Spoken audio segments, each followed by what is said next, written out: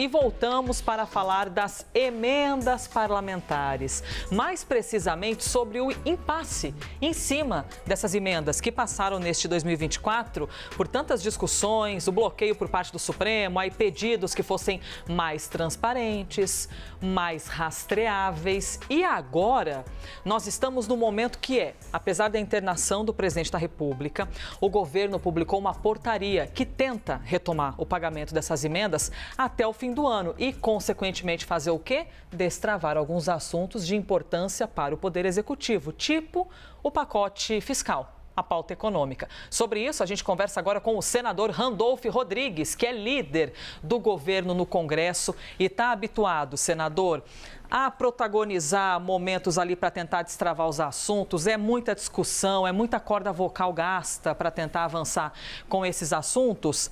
Primeiramente, muito obrigada, pela entrevista aqui na CNN Brasil. Para a gente é sempre muito importante trazê-los aqui para um jornal ao vivo para que a população possa ouvi-los também. O senhor acredita num consenso para conseguir destravar esse assunto das emendas? E as emendas estão com uma pecha muito ruim, hein, senador? De a população não ter certeza para onde o dinheiro vai, quem mandou o dinheiro para onde. Como é que faz para destravar tudo isso? Bom, Elisa, primeiro eu quero registrar aqui minha honra de estar sendo sabatinado por uma bancada hegemonicamente feminina, Elisa, Basília, Clarice, Isabel, né? Isso é privilégio para poucos, né? Então, esse registro em uma trajetória de um país tão machista, de uma TV tão machista, isso é uma honra enorme para mim. Em relação, Elisa, à questão das emendas, é primeiro sempre bom destacar. Tem uma situação que nos foi legada. Nos foi herdado uma situação em que o Congresso passou a ampliar sua participação no orçamento público. Nós tivemos já idas e vindas dessa história, dessa novela, tivemos o advento do orçamento secreto, tivemos uma primeira decisão da ministra Rosa Weber, tivemos agora a participação do ministro Flávio Dino. O Supremo Tribunal Federal tem buscado cumprir o que está na Constituição, que os recursos públicos, o orçamento público é regido pelos princípios de transparência e rastreabilidade e, ao mesmo tempo, o governo reconhece o que são de recursos das emendas parlamentares que pertencem ao Congresso Nacional. A despeito dos julgamentos lá, de nossa parte, da parte da coordenação política do governo, o que nos cabe e o que é de nossa responsabilidade é garantir que o que pertence ao Congresso Nacional seja executado e seja cumprido. Nós tivemos uma circunstância que todos sabem, que foi a suspensão e o bloqueio desses recursos por conta da decisão do ministro Flávio Dino. Ocorreu agora a liberação desses recursos e nós estamos correndo contra o tempo para fazer a devida execução antes do dia 31 de dezembro. Ontem, a ideia do governo, na edição da portaria da Advocacia Geral da União, foi para dar cabo e dar cumprimento à decisão do Supremo Tribunal Federal, mas, ao mesmo tempo, dar a garantia aos parlamentares e ao Congresso dos recursos que foram por eles aprovados no orçamento público. Basília Rodrigues. Líder, obrigada pela entrevista, por ter aceitado o nosso convite para entrar ao vivo aqui tão cedo. Nessa queda de braço entre governo e Supremo Tribunal, ou melhor, Congresso e Supremo Tribunal Federal, o governo tem dado mostras de que está com o Congresso, que quer fazer a liberação dessas emendas. A portaria de ontem deixou isso muito claro também. Eu queria falar de valores com o senhor. Tinha um pedido do governo da liberação de cerca de 8 bilhões de reais. De quanto a gente está falando de repasses de emendas dessas que estavam represadas até o fim deste ano? Bom, Basília, assim me permita, só no nosso entender não tem nenhum embate entre os poderes. Tem o cumprimento do que diz o artigo 2º da Constituição, em que os poderes são independentes e harmônicos. Reitero, o governo do presidente Lula sempre defendeu a transparência e rastreabilidade dos recursos públicos. Foram partidos políticos com assento no Congresso Nacional que provocaram o Supremo Tribunal Federal. E, em decorrência disso, o Supremo Tribunal Federal tomou as deliberações. A quantidade de recursos que estamos falando é a quantidade que foi aprovada pelo Congresso no orçamento público. O Congresso, na aprovação do orçamento público para ser executado nesse ano de 2024, disponibilizou de recursos a serem executados pelo Congresso 16 milhões em recursos de emendas de comissão e outros, algo em torno de 28 bilhões em recursos de emendas individuais e de emendas de bancada. O que nós estamos fazendo desta feita é buscar, a partir da decisão e da liberação dos recursos, a execução dos recursos das chamadas emendas de comissão, das chamadas emendas de bancada. Aí, da soma desses dois, nós estamos falando algo em torno de 6,4 bilhões de reais. Em paralelo a isso, nós temos outros 7 bilhões de reais das chamadas emendas de transferências especiais, que era remanescente para serem pagas, e nós temos, reitero, é um desafio que estamos nos esforçando, buscar fazer a liberação de tudo antes do dia 30 de dezembro, porque esses recursos só podem ser gastos até o fim do exercício fiscal deste ano. Então isso dá quase 14 bilhões de reais, né? É isso. Exatamente, é isso. Clarissa Oliveira. Muito bom dia, senador. Muito obrigada pela participação Bom dia, aqui no Live. É um prazer falar com o senhor mais uma vez. Senador, eu gostaria de uma avaliação do senhor em relação à resposta que a gente está vendo no Congresso neste momento, porque até agora o presidente da Câmara, Arthur Lira, disse que não tem voto suficiente para votar o pacote fiscal, mesmo depois da liberação dessas emendas que o governo autorizou aí agora nas últimas semanas. Tem perspectiva ainda de negociação de cargos, reforma ministerial, tudo isso fica circulando nos bastidores. Eu gostaria de saber do senhor como o senhor enxerga a posição do Congresso. Está faltando compromisso com a agenda em si? Está tendo uma exigência aí de que o governo dê mais do que deveria, na avaliação do senhor? O governo está buscando executar tudo que tem acertado com o Congresso e tudo tem caminhado com o Congresso. Acho que nós temos 2 semanas, agora menos de 2 semanas, que são desafiadoras. Não para o governo, desculpem, não para o governo, são desafiadoras para o próprio país. Nós temos uma circunstância que também nos foi legada, que é uma circunstância que temos que fazer o ajuste das contas públicas. Quando falar, Clarice, em ajuste das contas públicas, é sempre importante destacar que no começo desse ano, o governo emitiu uma medida provisória que buscava, já pensando nisso, já tentando organizar este final de ano. Foi por isso que no começo desse ano, 2024, o governo editou uma medida provisória em que tratava sobre 2 temas específicos, o tema do PERSE e o tema da desoneração. Houve uma decisão política, sobretudo do Congresso, sobre a prevalência do PERSE nos termos que estão e na prevalência da desoneração dos termos que estão. Isso, se a medida provisória primeira do governo tivesse triunfado no começo do ano, nós estaríamos fechando o ano com um superávit de 15 bilhões de reais. Não teríamos nenhum tipo de estresse do mercado, não teríamos nenhum tipo de estresse do dólar, não teríamos nenhuma circunstância desse tipo. Tudo bem, isso não foi possível? Agora nós temos que fazer os ajustes que são necessários para equilibrar as contas públicas para o próximo período. Eu tenho certeza que, com todo o debate que é necessário, o Congresso compreenderá a necessidade de nós aprovarmos esse conjunto de medidas. Olha só, para fechar o ano, nós precisamos aprovar essas medidas, aprovar a lei complementar da reforma tributária. Esta, é bom que se diga, e agradecemos ao Congresso, está bem avançada. Nesse momento que falo com vocês, na Comissão de Constituição e Justiça, está sendo retomado o debate e nós iremos votar no plenário do Senado a reforma tributária ainda no dia de hoje, para que... Vocês pretendem votar hoje no plenário, senador? A regulamentação? Sim, a nossa pretensão é votar o projeto de lei de regulamentação da reforma tributária no plenário do Senado ainda no dia de hoje. Pode, por uma circunstância ou outra, não vir a se concretizar, mas a nossa intenção e o que nós estamos, e o foco que nós estamos trabalhando é nesse sentido. Hoje votamos a reforma tributária para que semana que vem a Câmara dos Deputados possa apreciá-la. Veja, só isso já será histórico.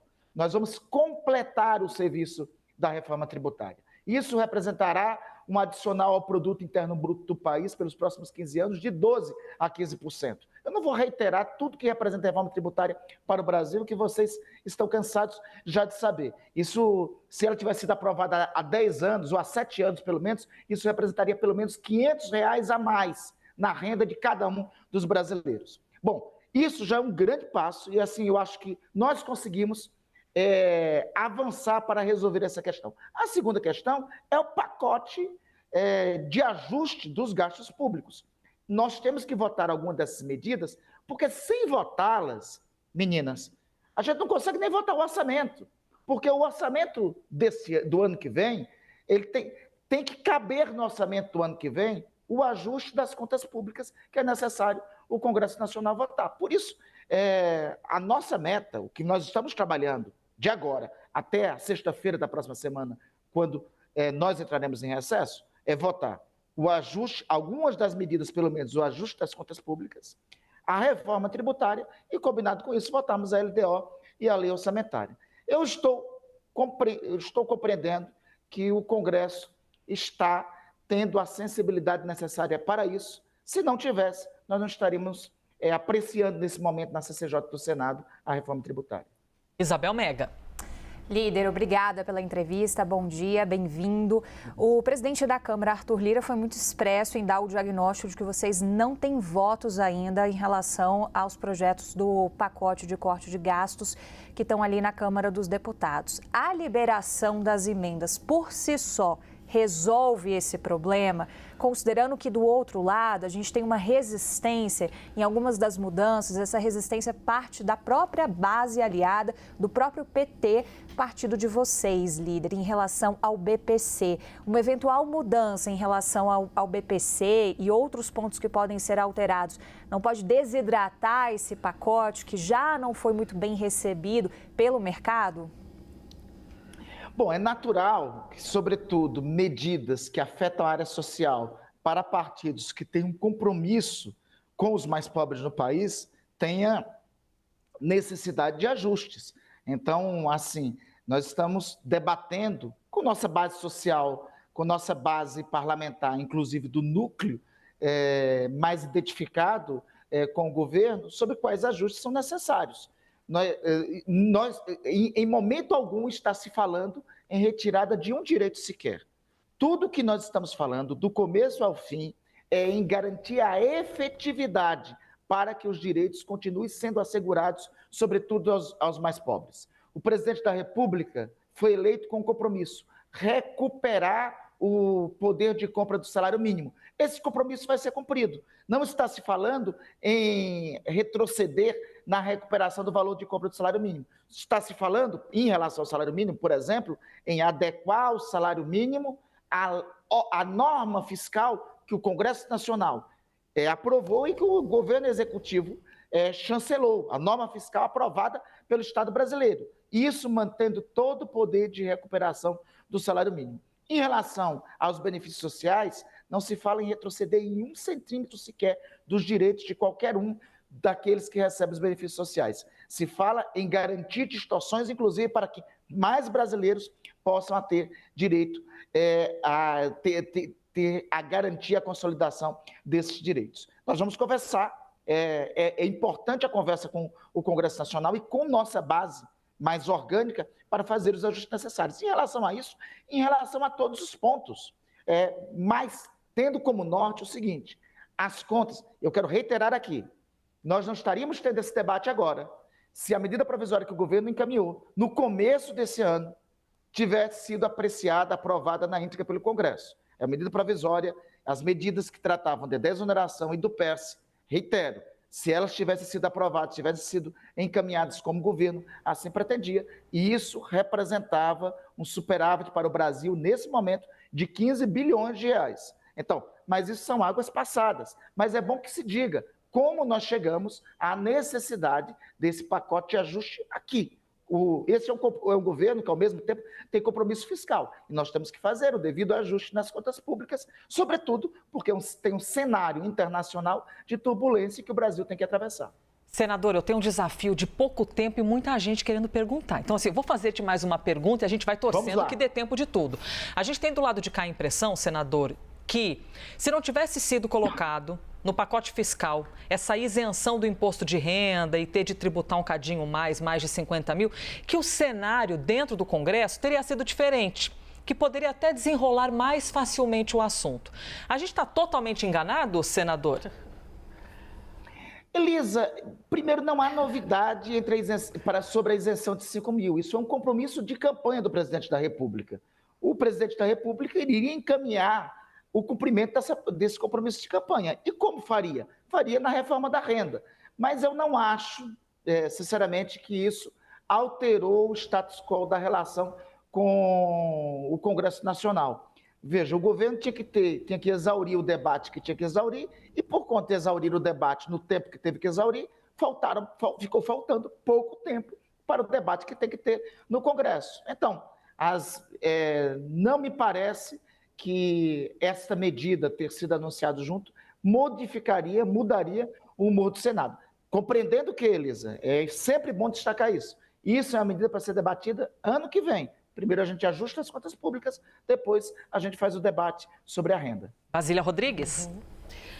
Líder, muito obrigada pelo Meninas, inclusive, né, a citação que o senhor fez há pouco durante a nossa entrevista.